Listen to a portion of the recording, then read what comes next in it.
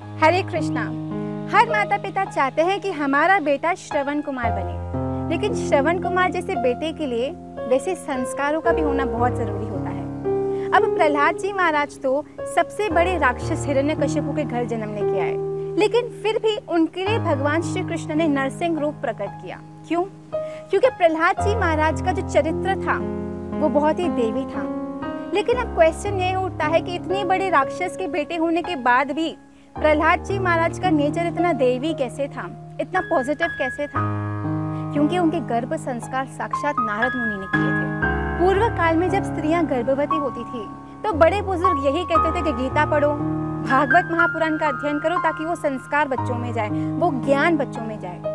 क्योंकि जब शिशु माता के गर्भ में होता है तो वो माता के ही द्वारा संसार को देखता है, सुनता है, महसूस करता है। जो भी कार्य माता करती है उसका डायरेक्ट इम्पैक्ट बच्चे की मेंटालिटी पे पड़ता है। If the woman is positive, optimistic in life, and she's devotional and she's spiritual, the positive vibrations directly go into the child.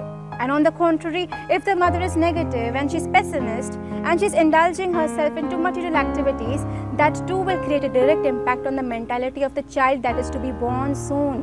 Markandeya Purana में मदालसा की स्तुति आती है, जहाँ मदालसा ने कहा कि जो एक बार मेरे गर्भ में प्रवेश कर गया पुनः फिर किसी और स्त्री के गर्भ में प्रवेश नहीं करेगा, अर्थात वो फिर जन्म मरण के चक्कर में नहीं फंसेगा।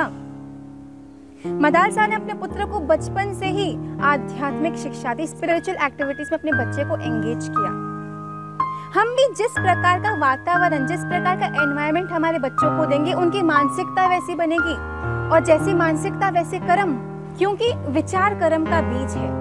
जो भी इंसान सोचता है वो वही करता है। अगर अच्छे विचार तो अच्छे कर्म, बुरे विचार तो बुरे कर्म। और ये विचार आते कहाँ से? ये विचार आते हैं संस्कारों से।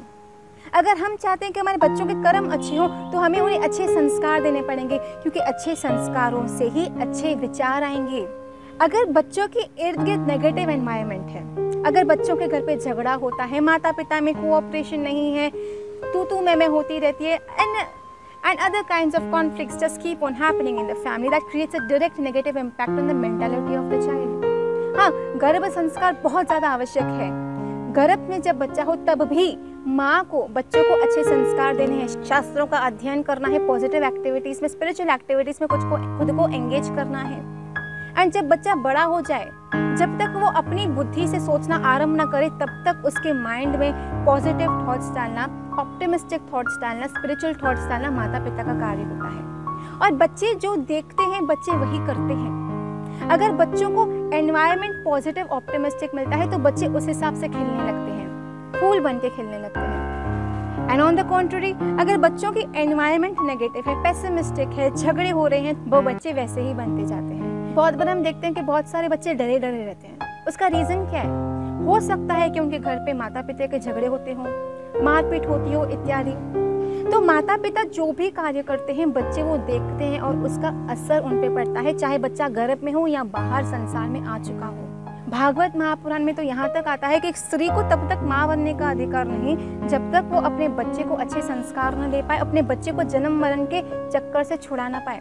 और एक पुरुष को तब तक पिता बनने का अधिकार नहीं जब तक वो अपने बच्चे को जन्म मरण के चक्कर से छुड़ा ना पाए। अगर हम चाहते हैं कि हमारे बच्चों का भविष्य अच्छा हो तो हमें उन्हें अच्छे संस्कार देने पड़ेंगे, क्योंकि जैसे संस्कार दिए जाएंगे उनके विचार वैसे ही बनते जाएंगे। अगर वो अच्छे बने तो उनका तो जीवन सफल हो जाएगा, उनका भी भला होगा और उनके इर्द गिर्द वाले लोगों का भी भला हो जाएगा। एंड ऑन द कॉन्ट्ररी, अगर वो नेगेटिव हैं, वो गलत रास्ते पे चलते हैं, तो उनकी भी जिंदगी बर्बाद होगी और उनके इर्द गिर्द वाले लोगों की भी जिंदगी बर्बाद होगी। एंड प्लस एक और बात, अगर हमारे घर में बेटा है तो हमें बेटे को ये समझाना चाहिए कि कभी तुम्हारे वजह से किसी लड़की की जिंदगी बर्बाद नहीं होनी चाहिए, और लड़की है तो ये समझाना चाहिए कि कभी तुम्हारे किसी कार्य की वजह से तुम्हारे माता पिता का सर नहीं झुकना चाहिए। हमारे बच्चे हमारा भविष्य है। अगर हम हमारा फ्यूचर अच्छा चाहते हैं, हमारे देश का, हमारे समाज का भविष्य अच्छा चाहते हैं, तो हमें आज मेहनत करनी पड़ेगी हमारे बच्चों पे।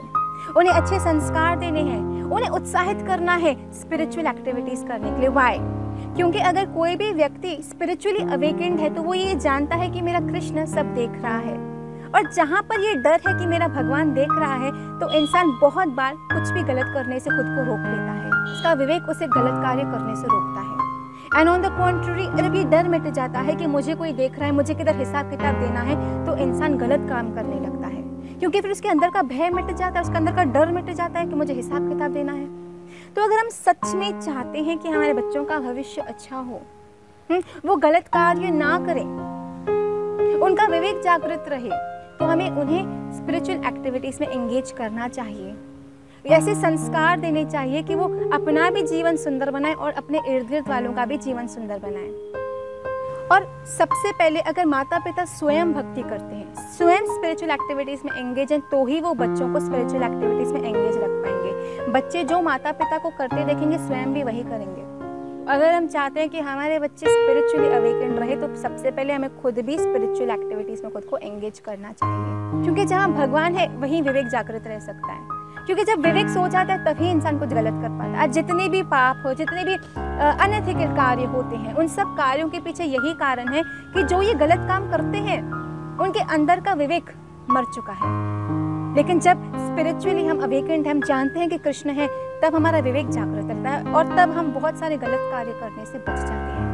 इसके लिए हमें स्वयं भी भक्ति करनी है और हमारे बच्चों से भी भक्ति करानी चाहिए।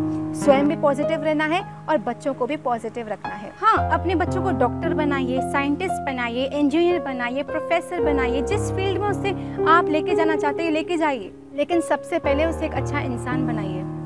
क्योंकि आज डॉक्टर्स की कमी नहीं है और ना ही इंजीनियर्स या साइंटिस्ट की कमी है। अगर सच्ची में किसी चीज़ की, किसी व्यक्ति की कमी है तो वो है इंसानियत की। तो सबसे पहले बच्चों को इंसानियत सिखाइए। और एक भक्त का सबसे पहला लक्षण है कि वो अच्छा इंसान होता है। Rather than criticizing our children the way they are, we should accept them. We should nurture our children in such a way that their future becomes more bright, it becomes more spiritual, it becomes more beautiful. क्योंकि आज के बच्चे कल का भविष्य है और अगर हम कल का भविष्य अच्छा करना चाहते हैं तो हमें आज बच्चों को अच्छे संस्कार देने ही पड़ेंगे। So we'll see you all soon in the next session. Please don't forget to like our page Astik and Who Am I, and also comment Hare Krishna at the end of this video. We'll see you soon in the next session, and please don't forget to share this video as much as you can. Radhe Shyam, Hare Krishna.